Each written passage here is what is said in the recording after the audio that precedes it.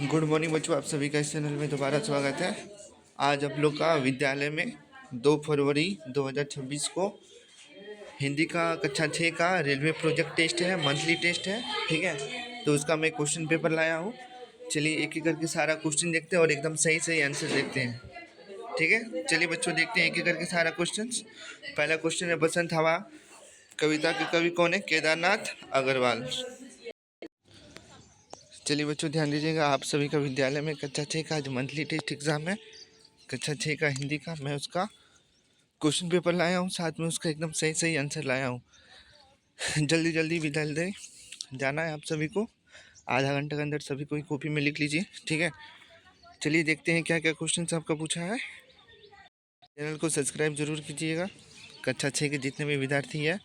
ठीक है, चलिए देखते हैं क्वेश्चन नंबर 2। क्वेश्चन नंबर 2 है आपका, एक दिन सपने में स्वयं को उड़ते हुए किसने देखा? तो मोहित ने देखा था। क्वेश्चन नंबर 3 है आपका, थलचारी का क्या अर्थ है? तो स्थल में रहने वाली प्राणी। क्वेश्चन नंबर 4 है, सरसों के फूल का रंग कैसा होता है? तो सरसों के फूल का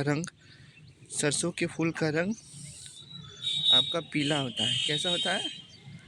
पीला होता है। ठीक है, ये आपका गलत है। क्वेश्चन नंबर 5 है आपका, वसंत हवा किस ऋतु में बहती है? तो वो आपका वसंत ऋतु में बहती है। इसी तरह से आपका 1 मार्क्स का क्वेश्चन खत्म हुआ। अब चलिए हम लोग देखते हैं 2 मार्क्स का क्या क्या प्रश्न पूछा गया है।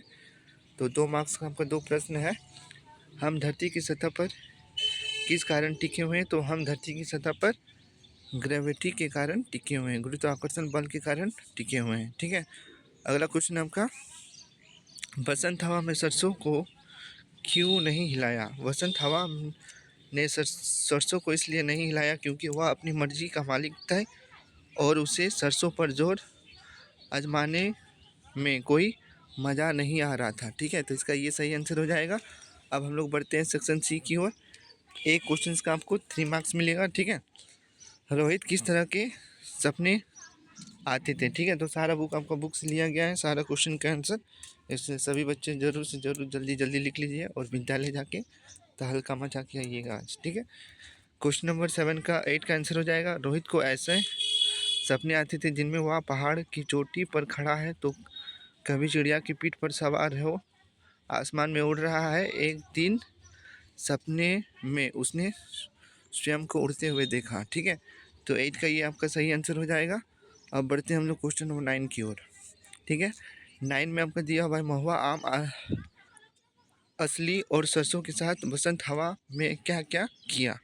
तो महुआ के साथ मस्ती, आम के झंखारे झकझोरा, असली और सरसों के पास नहीं गया। ठीक है, क्वेश्चन नंबर 10 है आपका, मेढक नुमा जानवर कहाँ का प्राणी है? वह जल के अंदर क्यों था? ठीक है, तो मेढक नुमा जानवर अंतरिक्ष के वैसे छोर का प्राणी था जहाँ सिर्फ वे जल ही जल है, इसलिए वह जलचर जीव था। ठीक है, जल में ही रह सकता था और जल के अंदर था। सभी बच्चे चैनल को सब्सक्राइब जरूर कीजिएगा आगे के क्वेश्चन पेपर के लिए। ठीक है, और सारा आंसर सही सही है। सारे बच्चे विद्यालय अवश्य जाइएगा, फटाफट आप सभी कोई आंसर लिख लीजिए। इसी तरह से आपका ये वीडियो पूरा होता है सभी आंसर के साथ। मिलते हैं नेक्स्ट वीडियो में, तब तक के लिए आप सभी का धन्यवाद।